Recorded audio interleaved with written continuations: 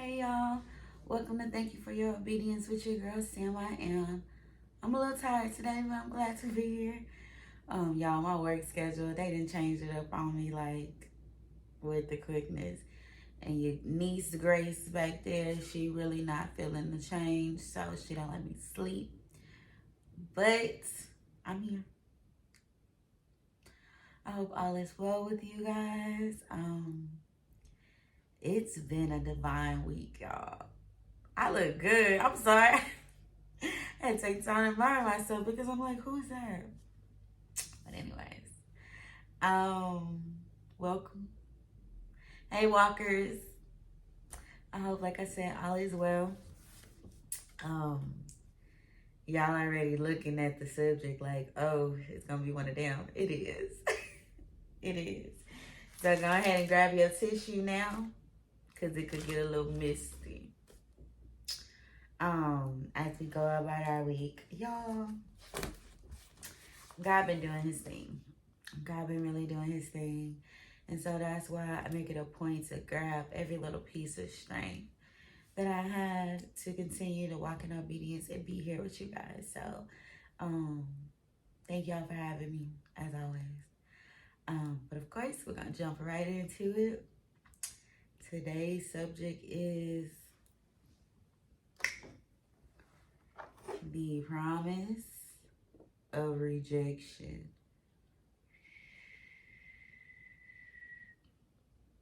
Y'all, to be completely honest, I haven't really had any recent rejection within this week per se, but I did learn and realize that I have been dealing with rejection as a whole. And like I told y'all, like this fast really like brought up some stuff that I didn't know was suppressed down, or I thought I got over it. And when they did an altar call on Sunday, and it wasn't for salvation, it wasn't for like financial healing, it wasn't for nothing like that. It was for rejection. And the topic of the sermon was supposed to be, because we didn't even get that far, was supposed to be we love. So to, in a sense, feel rejected by love, God was dealing with me. God was really dealing with me. But we're going to bring it back a little bit before we go straight there, because that was really like at the end. But I just had to let y'all know what I was dealing with, because your girl's struggling.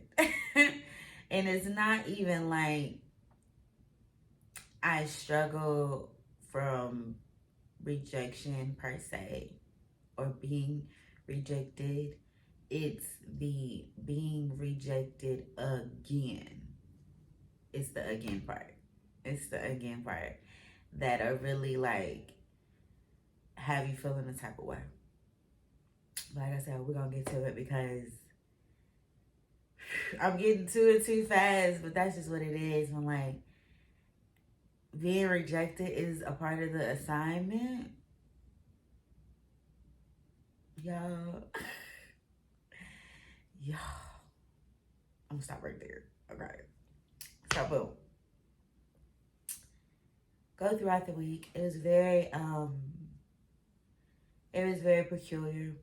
There was definitely an energy in the room at work where I could already feel like something was shifting. Whether it was God pressing me to get the oil out or being tested, it didn't matter. Like I was good and ready for whatever was coming. So we get towards the end of the week. Is we into the week? Yeah, we get towards the end of the week. The weekend. I'm in group per usual. A group is awesome. A group I learned, like I said, and I will continue to say, when you're in a season of selfishness and you're fishing for yourself, and then you get in spaces where you come to that you're in a group that's fishing for the same thing. You know what I'm saying? You learn like God is continuing to order your steps. And so in this group, one thing we're looking for is not being the smartest person in the room. Like, not being the holiest person in the room, not being the most spiritual person in the room. Like, being in spaces where you have people just like you, but don't have everything that, you know, you're equipped with, or don't have everything they're equipped with, so y'all can be able to learn from each other. And like I said, as much as I be trying to like pre-record these videos, I can't, because I get the word like either day of or the day before. And literally a meme came by as I'm having, you know, been having this revelation outwardly, and hear other people speak about it. There was a reel that came through that was just like, I'm tired of being the smartest person in the room. Like, if I'm the smartest person in the room, I need to get out that room. Like, because I have questions. And if I have questions and you keep coming to me about your questions, like, who I'm gonna ask? And that's how I feel currently, like, in my workspace. You know, like, I feel like, you know, no shade to nobody, but I feel like I've peaked in my current assignment at work, and now it's just time to continue to grow. Like I said, I even come to a couple of like my mentors about it, and they're just like, it's time, like, you did your job. But because of me, how I am, actually caring for people, especially seeing when there's like a deficit, and really believing in longevity, like, it'd be hard for me to kind of push my way through. But nevertheless, she's doing her steps, okay? But a couple of things that happened in the group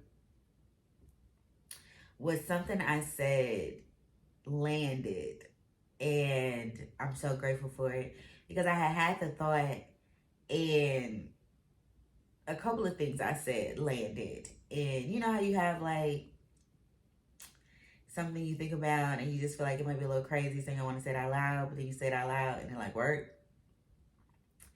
Y'all know, like, I've been on mad defense for women, because that Bible,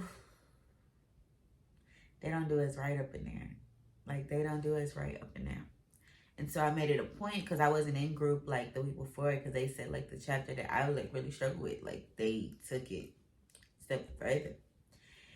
And me talking to them, and I was just like, I didn't like it. I didn't like the personification of it. Like, I don't like the tone of it. Like, I don't like how he was really depicting this lady.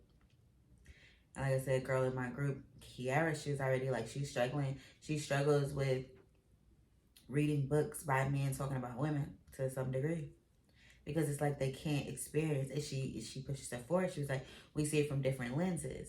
So like, some of the group was like not necessarily drawn back, but they were just like, really, that's your perspective. And I was grateful to hear from her. She was like, you're not wrong for disagreeing, because you're seeing things from different lenses.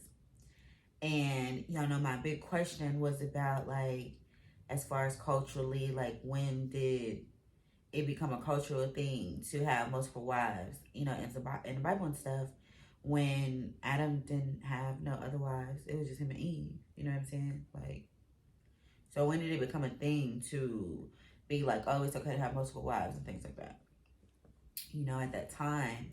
And that's when the group was like, that's where people convolute things a lot of time and take what God say and like run with it and make it their own and just like really stretch it. And that's not what he said. And she said that's when, like, although women are supposed to be like submissive to their husbands and things like that, some people take it and make it subserviency. I like the word. And that word means, let me give y'all a definition.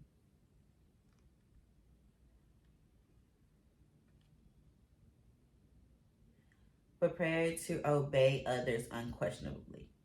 It's like, you can't ask why you trying to give me to another man. Like, you can't ask why my servant can have sex with you. Like, you can't ask. And it's like, who did that? You know what I'm saying? Like, cause I'm an ex. Like, I'm not just going and just be like, okay, like, no. And as much as like, someone said that was part of the culture, like, who said that though? God didn't say that. You know what I'm saying? But in some degree, God allowed it. You know what I'm saying? But I'm not mad at God. You know? He's literally just observing to some degree to see like how y'all acting out here in these streets. You know? So that was something I did notice and wanted to bring to the forefront. And then also, y'all know we be saying like God be guiding. Have y'all ever listened to yourself say it? Like, depending on what your accent is, like, God be guided says two different things to some degree. Like, it says God be guiding, like, literally ordering your steps, like, guiding you on the path that you should go. And sometimes, depending on how you say it, it sounds like God be guarding. You know what I'm saying? Like, literally guarding you from everything. Like, literally covering you. And when I said it in group, like it literally landed. You know what I'm saying? Because like we do have different accents and we do say things differently. And even in culture, like the way you say a thing could mean the same thing, but it could be something different. And so me constantly hearing people say, God be guiding, God be guiding, God be guiding. I'd be like, God be guiding? Wow. Like, you never would have thought like that revelation would have came from like that little piece. Y'all hear y'all niece up in there? She be cutting up all that. But a longing group, it was our last group session. So, we over here plotting, trying to find better ways to continue this because it's really been impactful. And like I said, you think it'll be impactful to just to you, but when you realize it's impactful to everybody because they are just like you in some different shape or form, it just shows me like God is putting me in the right spaces and places. Because one thing also I said is that in this season, I can't just talk to anybody. Like I can't just go anywhere. Like God makes me talk to people, makes me talk to certain people, have certain conversations, go to certain places. And even that day, like I had an event to go to that evening, and God was like, "You can't go. Like, don't go." And who I'm arguing with him for what? It was a free event. Like I'm not gonna argue about some place to tell me not to go, cause no. But also that day, like I told y'all last week, I was given an opportunity, but before I could be like yes to the opportunity because of the authority I'm under, I had to submit it to my pastor. And I was so nervous because I didn't want to feel like I was disrespecting him, or I didn't want to feel like, you know what I'm saying, I'm stepping out of bounds. But I knew like he would agree, but at the same time, I still had to go through the steps to get his blessing. And I went through the steps, got his blessing. Before I could even like tell him what it was, like he was already excited because of who asked me to do certain things. And he blessed the opportunity. And then he went to say like, you don't have to ask me that. And I'm like, yes, I do. Like, when you are in full surrender and God say, do these things, like, you do these things because I'm not going to step out of line. I'm not trying to do nothing on my own no more. Like, it's all God given, God blessed, and community, like, surrounded. You know what I'm saying? Like, if I can't go to people I love and trust that's walking with me about certain things and have them like hold me accountable for certain things, like it's not for me. Like I'm not doing it. You know what I'm saying? Like life has really changed for me. So to get his approval was like major for me.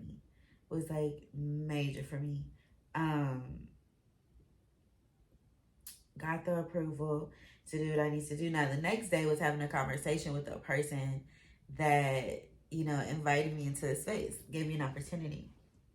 Now it's Sunday morning. Sunday was all about God. Like God, like he took my whole Sunday. Like it was a churchy day for me. Like, although I could just go to my church, like how I fill myself up, like it's different. Um, so if I got the opportunity to go to church in the morning, I'm going to church in the morning, like period. You know, so of course I go to Lighthouse, which I guess because of conference, like y'all, like it was packed up in there. I never seen it so packed. Like, have I seen it so packed? No, like there was like literally the little parking spot I'm supposed to usually go to. Like people was like, I already got it. Parking across the street, walking across the street. I was in overflow, y'all. I never sat in overflow before, but it was cool because I was just glad to be in that number. You know what I'm saying? But it was because of the exposure, I think, of cry out and the impacts of cry out. Like it made people come more, which is great, which is also a reason why I feel like God told me to like move around because sorry, y'all, some fail. God told me to move around because I had to make room for somebody else to sit down. You know what I'm saying? Like I had to make room for somebody else to see the salvation of the Lord. Like, cause I already got my salvation. I already know where I'm supposed to go. And I'm on my path, but everybody not on that path, and everybody needs to sit a little bit closer. So I have to give up my seat to be able for somebody else to get the blessing. You know what I'm saying? But that don't mean I'm not gonna have a seat in there. Okay? Just stay with me. You know what I'm saying? So they're overflow getting my blessing. The person that I'm meeting with is somebody major in that organization. And like I said, I've had the conversation to get the blessing from my pastor, but I'm still like terrified to speak with this lady about, you know, where I'm at. And so, I text her, you know, making sure it's still okay to come speak to her. She's like, yeah, just tell them to come send you back to the suite. Like, okay, babe. Get to church. Church was great. One thing pastor's talking about was opportunities. Like, one thing he talked about was building, you know what I'm saying? Building before you buy. And one thing we so bad with just like buying stuff. Like, you know, without even like building as minorities for sure. And he just really talks about that and really went into that and really resonates that to me because of like the opportunities that are set before me. You know what I'm saying? And I tell y'all all the time, like any type of like clergyman, any type of like worship leader, like anything that I feel like any person that I feel like God is just all over, like I am in awe of, like for real, for real. Like I don't care if you're just doing this because you're just doing your part. Like when you do it passionately, you do it, you know, with God, like it feel different, and I feel the energy. So I always like submit myself to the person because like God is in a room for me. Like that's how I see it. And so as I'm making my way to the suite, you know, I find a young lady to escort me back there. Shout out to Miss Pam. And she made it a point once again, like as much as God is telling me to introduce myself, God is making sure that when I do get into these spaces, the person that ushers me into these spaces makes sure I'm introduced to every single person in the space. Even today, like, oh my God, I just thought about it. Like, they make sure I'm in every single person in the space so I can have that connection, relationship, opportunity wherever I go. No matter if this lands, somebody else might want to talk to me. Like, and it's been very impactful. So, of course, walking in, we got to get through security, get to the back. First person walk up is somebody. Next person walk up is like the media manager. Then I think the siblings of pastors start walking up. She makes sure I introduce to them. Like I'm not expecting to meet all these people. You know what I'm saying? And even though they're regular people, they're major to me. Like I will always give people they just do. You know when you're really doing something impactful, or that I deem impactful. And so I'm just like, okay, like, hey, you know, just being like, I ain't trying to just push myself in here. Like, I was invited, and I just want y'all to know that. You know, I know y'all don't know who I am, you know, but I'm just doing for it, okay? And so, as I'm doing all this, in up walks the one and only Keon Henderson. Up walks Pastor Anderson, and I'm trying to move out the way, like.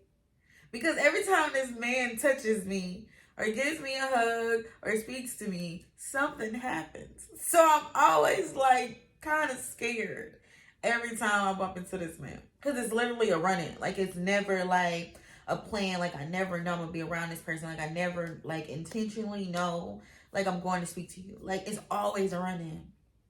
And of course, I'm trying to move around. One thing about him, and that's why people can say whatever they want about this man. Like, one thing about him, he is so welcoming. Like, he is so welcoming. Like, I'm trying to move out the way, and he like, how y'all doing? And make sure to like bring it in. You know what I'm saying? And I'm just like, that proximity. That proximity and that intentionality. Because that lady could have had a conversation with me in the sanctuary while, you know, with people commune at the end. You know what I'm saying? She could have did that. But she was like, nah, come back here. Like, come back here. And I'm like, and I go back, I'm doing everything like I'm supposed to do. And I'm once again getting a blessing that I didn't even know I was going to receive. Like I said, y'all can say what y'all want, but like people like him and people who I'm trying to meet, you know what I'm saying? And God telling me not to meet yet, like it's going to make it a time and a point for me to meet. And I still didn't introduce myself. Because had I introduced myself to him, he probably would have lit up when he knew exactly like, because one thing he said in conference is he doesn't really care about the gift, but he cares about the person who gives the gift. And if he knew I was one of the people that had been gifted him, because I gift him in silence. Like, I don't gift him to show you like, hey, I gave you something, it's me. Like, nah, like I do it for honor. But at the same time, because I'm the same way, when people give me stuff, I make it a point to remember them. So it's like, I know if I tell him who I am in those moments and literally how orchestrated God is for me and him to meet, he would probably be like having a whole conversation that I probably wouldn't be ready for. You know what I'm saying? So I had to have other conversations before I have that conversation. There's one thing he said in conference, and he looked at us dead in our faces and was like, I don't need y'all money. I'm good. I need your story. So, and what people don't realize is that he is a pivotal part of my story of the last 4.5, 5 years. So even though I was led to join another ministry, I will still honor this man of God. Period. Like, period. Continue to go. Mind you, I haven't even got to this lady yet because I'm still being introduced to all these people. Continue to go, meet the daughter. Oh, she's so kind. Like, you know, she's grown so much. Meet her, and then of course I get some Shaggy. So we talk, and I not necessarily confess, but I just let her know, like, hey, I go here, but I'm not a member here. But I still want to serve and learn from here, and I want to learn from you because you don't understand that you're the first person to ask me to serve here, like personally. And not only did it mean a lot for me that you asked me, but it meant a lot that it's coming from you. This lady is the COO. She's the CFO. She's next in charge. Like, she is, it's him and it's her. You know what I'm saying?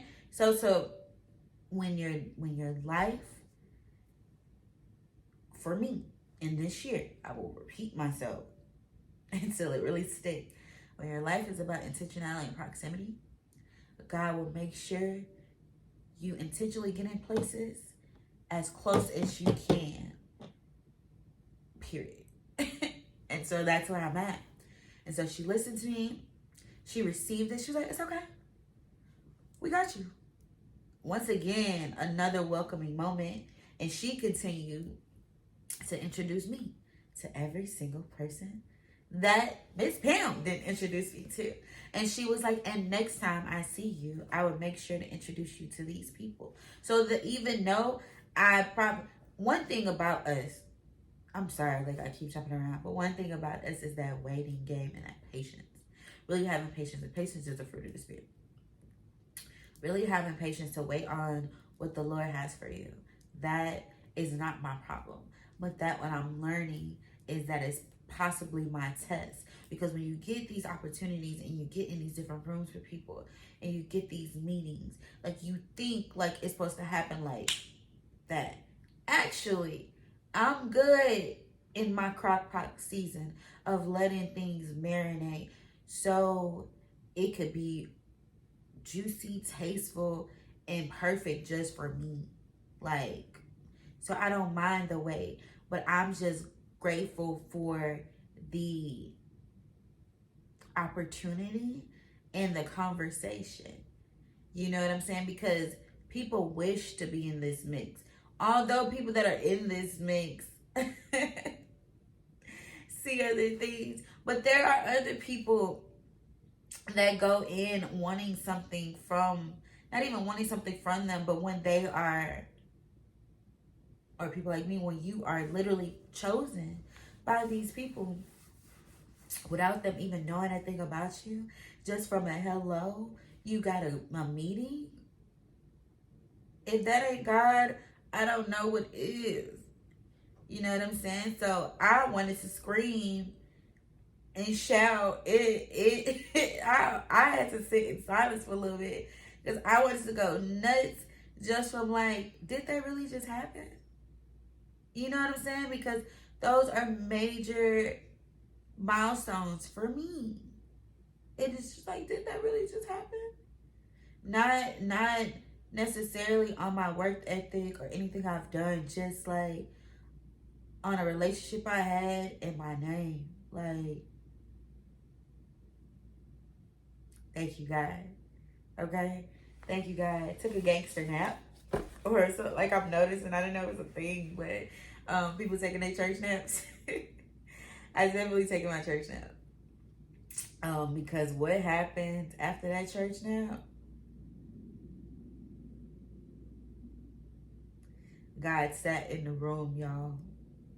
Like, God really sat in the room. Like, God sat in the room. That's all I gotta say. If y'all have never been to a We Church experience, if y'all have never seen a We Church experience, from the very few of us that be in that room, you would think it was a whole sold out, packed concert up in that room. And not just from screaming and shouting and all that. The glory that be in that room from those who really, I told y'all, this is the GT class of church. Okay? My church is the church, and I learned from my pastor, he said it. He was like, it's for the leaders of the church. You know what I'm saying? I always say, like, how do people that work at church or work for church or serve, like, really, really serve in church, who can't sit down, like, get their word? This is a place for them. You know what I'm saying? And he's shown me that by the people that you can rotate out and they still be bring the glory in just as much as the headliner, so to speak. I don't know the real word for it, but we're gonna go with that.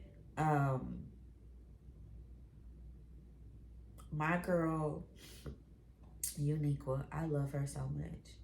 I told y'all, God sat her on a rail to wait for me, for us to have a conversation, to have this relationship, and I love her and I appreciate her for that. She is a monster of a worshiper. I don't care if she been in that voice every day. I don't care if she do this all the time. I had never seen it. I had never seen it. And her worship, her range, her anointing was just everything I needed, didn't know I needed anymore. Like, it was such a blessing in there that we could not move. We could not move. Okay? Like, we could not get out of that space because she welcomed him. She is now referred to in my life as Miss Patty LaBelle, because baby, them shoes came off before she even started. God was already radiating in her from her head to her toes, so she knew she was gonna jump out of the shoes. So she was like, I'm gonna just come out of them right now. Like, I'm gonna just come out of them right now. Period. Okay? And when I say she worshiped, like, oh my God.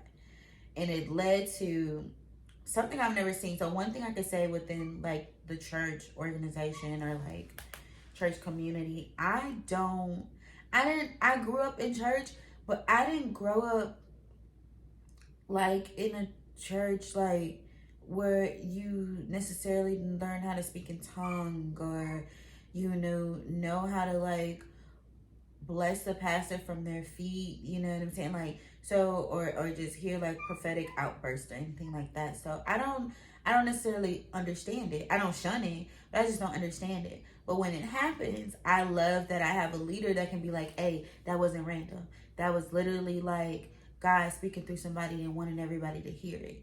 And it be receptive, and it's not just like, oh, this person just out here wilding. Like, no, like it's literally like it's a whole moment, because that's how they see it, because that's where they grew up and that's what they believe. You know what I'm saying? So faith comes by hearing. So if you hear something that you've already believed in and your faith is telling you like that's real, you know what I'm saying? Like you just go with it.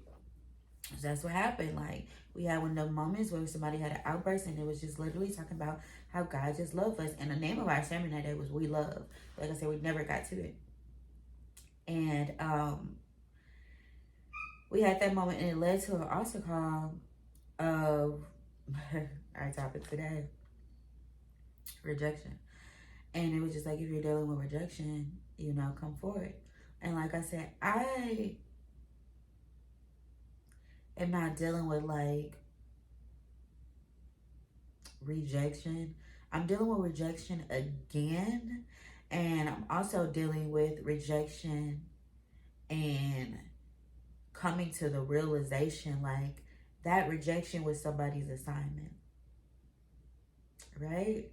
Like, had I not been, and I can honestly say to some degree, like, I don't think it was full on rejection.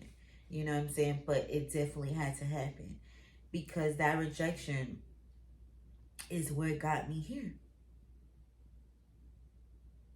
That rejection is what got me here. Like, I'm already getting emotional, like, just talking about it. That rejection is what got me here. And had I not been in that space or been rejected, I wouldn't have the confidence um and the know-how or experience to be able to boldly speak to you guys. Like I would. And so at the altar, shout out to my Aunt Sean, because she was there for me. My mom was sick. And I had a few other friends that never make it, but it was perfectly fine. Like, the invitation for church is always open. And when he called for rejection, my aunt was up there. I didn't know I was gonna break. Like, I didn't know I was dealing with it per se until the word again hit me. Like, this is my first, and I know it's like, you still talking about that? Yeah, because this is my channel. This is what I'm talking about. Like, this is what I'm healing through. Literally, this is my open transparency to you guys. That was my first relationship. I was just came out of like my first real relationship. But before that, I dated and and was rejected. Like, and to the point, like, sometimes they don't even know why they was rejecting me, like, because they still look for me. um, but it was like that rejection again. But like I said, the rejection is what got me here. So I broke down at the altar. Like, I broke down and didn't even know like I was gonna break down like that. And something happened. And the first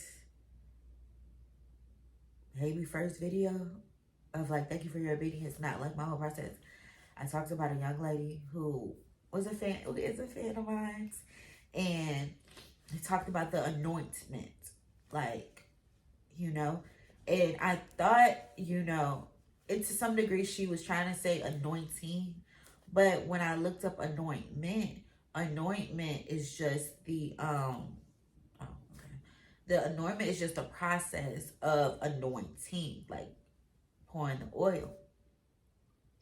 So I'm at the altar, bawling out, and I feel somebody touch me. I don't know who it is because I'm still looking down. And it's just like, all I hear is like, Sam, woo! I gotta get to this. I gotta get to this. I gotta get to this. I gotta get to this. Oh my God, she has so much power. Oh my God, Sam, you're the one. Sam, just walk in it. At this point, at first it was just like, you have so much power, this, and that, speaking good words. And then my name was called. So this person knew me. I didn't know at first. I did not know. So this person knew me. I felt, somebody rubbing oil on my forehead. But then I got the story afterwards. And I was so much more impactful for it. Once I realized who was hugging me. So the person that was hugging me and the person that was speaking over me and praying over me was my leader for a group. Not only is she my leader, she's my sister. She's a therapist, and we had just talked about this. So it's one thing when somebody pray over you just out of obedience to God, just helping you through it.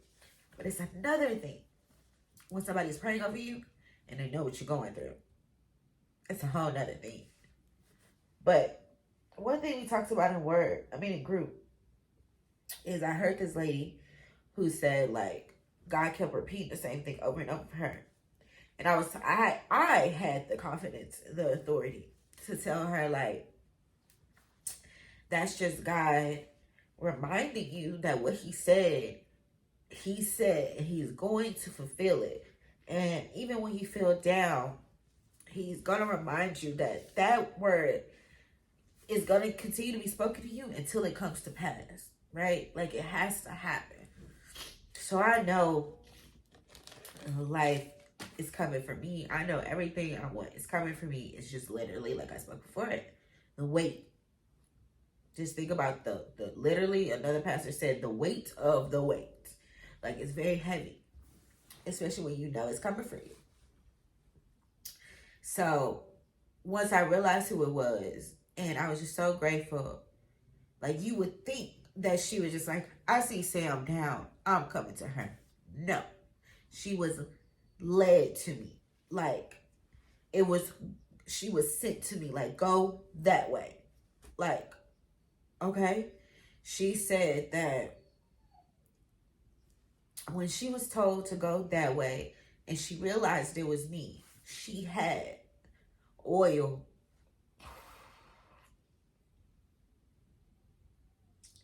She said she had a bunch of oil in her hand. And she said she just dumped it on me. And just felt so much I would come from that. She continues to tell me to walk in my authority. She let me know the time was now, like, my time was here. She continued to let me know I'm the one, and that the one thing that really that broke me was she said this had to happen. Because it did. And let me tell y'all something about me and how I see the whole 360. Y'all think it was hard. Y'all think. I told y'all, get y'all tissue, because it's coming. Y'all think it's hard to be the one rejected? Take a second to think about the one that had to do the rejecting.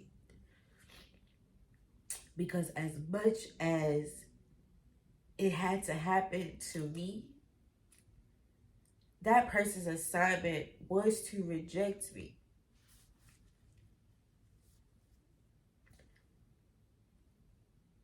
Judas's assignment was to get Jesus on the cross.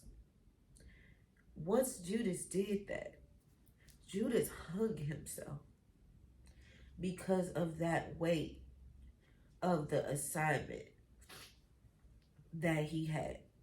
So as much as it hurts for us who are going through things, to some degree, it is probably equally as painful as the person that has to do their part of the assignment. Okay? Like that's how I see it. And life is all about perspective. So if you think some people out here just gunning for you, you plant that seed. The power of the subconscious mind. One thing people don't understand, y'all like to read books that don't talk about God, but this book is all about God. This book is written by a minister, and it's one of the New York Times bestseller of like ever. Okay? This book teaches you how to pray, but gives you those like neurological terms to help them stick to you, but also tells you like God is in there, period. And one thing he says about the subconscious mind is the subconscious mind is just like soil. So when you say some things, and if you believe them, and it gets in that subconscious mind, it's going to happen. Good or bad, wrong or right. That's why people say work on your affirmations, because it's actually tuning your subconscious mind. You can be able to correct things and block things with your conscious mind, but your subconscious, they don't. It's the ground. The ground don't know what type of seed you putting in it. It's just like, okay, I just gotta, cover it, grow it, and go about my business. That's his job. So that's the job of the subconscious. So when I talk about things in a very light way that people don't think about, it's literally me putting the perspective in my brain to grow only what's supposed to be there. Only how I choose to see. I don't want to be angry. I don't want to be mad. Like, I don't want none of that. Like, all of this is all for growth and pushing me towards where God wants me to go. So there's that. The thing that was so impactful about that anointing, I think about 1 Samuel chapter 16 with the anointing of David. David wasn't necessarily supposed to be chosen. Like, there were so many other people ahead of him that probably was more equipped to do so. But because David was out there minding his business, doing what he was supposed to do, God chose him. He wasn't in line. He wasn't in the pick me line. You know what I'm saying? And I just talked about this lady about people being in front and be like, pick me, pick me. I'm not that type of person. And because I'm not that type of person, God chooses to use me.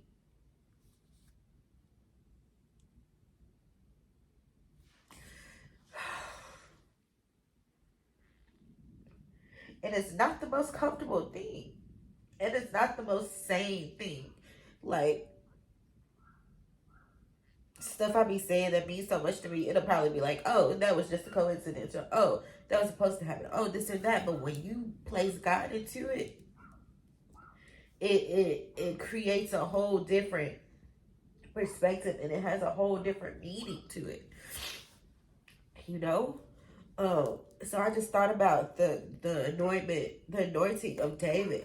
So when they said Samuel took that horn and just poured that oil over him, and when she told me, she didn't have to tell me this. I could have just been thinking that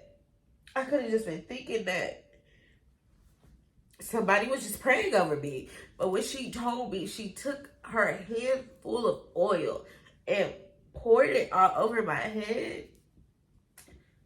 That was God literally telling me, like, it's you. Like, it's you. Even when it's not you. Even when you don't feel worthy. Like, it's you. And I just got to receive it. And one thing she told me was to leave whatever I was feeling at that altar. And I pray that I did. This is probably the residue from what I left. But I pray and hope that I left everything that I was supposed to at that altar. Because I can't be feeling inadequate when God literally chose me. I refuse. I refuse to let God's anointing go to waste. I refuse. What was also more impactful about that day was my brother Eli. Elisha is since day one, when she was one of the first people Cardia introduced me to. And with me, like I said, you think that people, once you meet people, they don't remember you. But then I'm in a season where people is literally remembering me. And I remember when we had group. And I did not necessarily speak to him. He was just talking to somebody and I was going to move on. And he was just like, you're not going to speak to me? And I'm just like, my bad. And so every time he sees me, he's so welcoming. He's so warm. And I think when I was in the middle of breaking down, he just came and like touched my heart and like said a little silent prayer, kept going. But once I realized it was him, I was so grateful. I had to let him know. And also, 4 years ago, when I started this walk, there was a young man, and I love this man. And I probably only seen him, I haven't seen him in years. But we still just communicate. And there was a young man who was, when it was time for altar call, he was at the altar, like, you know, with Pastor. This was back at Lighthouse in Grooves, okay? And he was at the altar, and I was breaking down. And he looked so rude at one point. I ain't gonna lie. He looked so rude. And then he looked up. He saw me. He looked up, and he said, you need a hug? And he embraced me at the altar while I broke down. And they always talk about, you know, the people you save, but they never talk about the people that save you. And more than just like Pastor saving me, I've learned over time when it came to Dejalon and her pouring the oil on me, that all those blessings don't always come directly from the pastors. And so this one in particular has been coming from the servants. And that man, when he embraced me, like, it literally changed my life from the better. And we gained a connection literally from him embracing me at the altar. He was in that room. On Sunday. And I was so in, like, I haven't seen him in forever. And the last time I seen him on Instagram, he was out in, like, the Dominican Republic or something. Like, boy, be gone. And so to see him in that room, I knew this was God. Like, I knew God was in the room because he didn't have to be in that room. He didn't have to be in that room. So, boom. So I'm in the car trying to breathe again. And I'm like, why is this day so full? Like, this has been a full day. I look up, why is a full moon, y'all? If God don't be guided, I don't know what is, okay? He just be guided. So then, and this is the last thing. So then, I'm having dinner by myself, and I get a random text message. And this happens all the time with this gentleman. I get a random text message from my guy, Renty. Now, what people don't know, this is one of my Caucasian friends. What people don't know is that even though I grew up in church and I believe in God, I didn't always have my faith. Like, I wasn't always rooted in my faith. But not even Christianity. This man brought me back to faith because he saw something on me that I didn't know was on me. And he just made sure to always be there for me. And this has been years. I haven't seen this gentleman in years. Get a random text message from him. And literally, I got 2 random text messages, really. But I'll tell you this one. That happened that same evening. You know you have an army of love and support behind you. God had a plan of abundance for you, and there's no stopping it. He didn't have to tell me that. We didn't even have a conversation. So, of course, I say him, like, thank you. I appreciate it. Like, you know, your words of encouragement that come out the blue, you know, are always so meaningful to me. And then this man continues to say, I will always be in your corner whenever you want. Oh, that was for other things. I will always be in your corner. Big hugs and call me if you need anything. When you rich and famous, don't forget about me. Ha ha. Have an amazing night and keep making the world a beautiful place. I don't know where this money finna come from, but whatever y'all say, I receive it. Because y'all ain't doing nothing but being God's vessels and trying to get a word to me that I need to get. So, yeah, y'all. I just got another opportunity today that of course I gotta wait for. But literally was literally told like, hey, I want you to come in to meet the team, to just really get a feel of everything. Everybody just want me to meet everybody because my presence is becoming so grand that everybody is supposed to meet me. And I'm appreciative that God is allowing me in these spaces, and He trusts me and He loves me enough to elevate me, because people don't elevate you, y'all. God does. For real, for real. Like, I don't know. I don't know. This episode was literally all over the place, but that's literally how my life has been, like all over the place.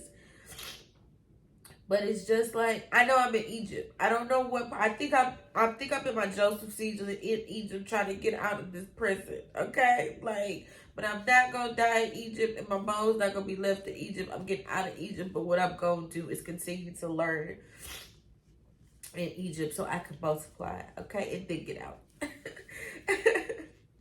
But even when I get out, and like I said, stuff is like up and down, left and right, all over the place. That's just like how it was when they got out of Egypt and had to go to the Red Sea. They got turned all the way around, like God said, to confuse, not necessarily them, but to confuse the enemy. Because just as everybody else is seeing the light on you, don't think the enemy not seeing it either. Don't think they not being affected. They're affected, and they don't even want to be affected. Period. So, thank y'all for listening. All three of y'all. I appreciate it. Vulnerability is my superpower. And so, hopefully, my tears, which is watering me, will also water whatever you have growing as well.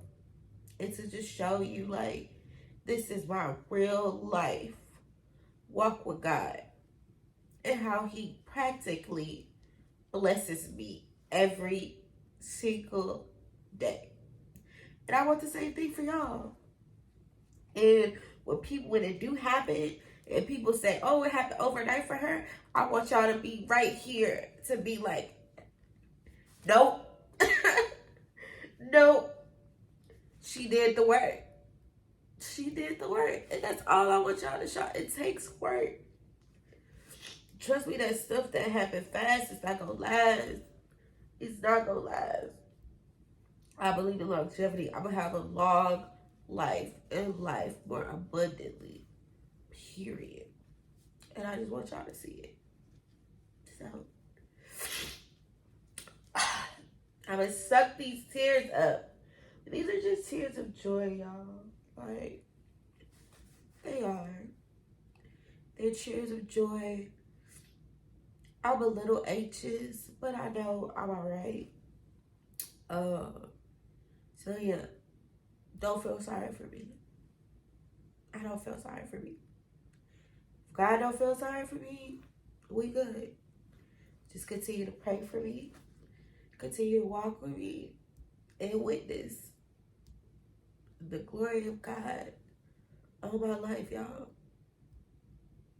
So yeah, I love y'all. I'll see y'all next time.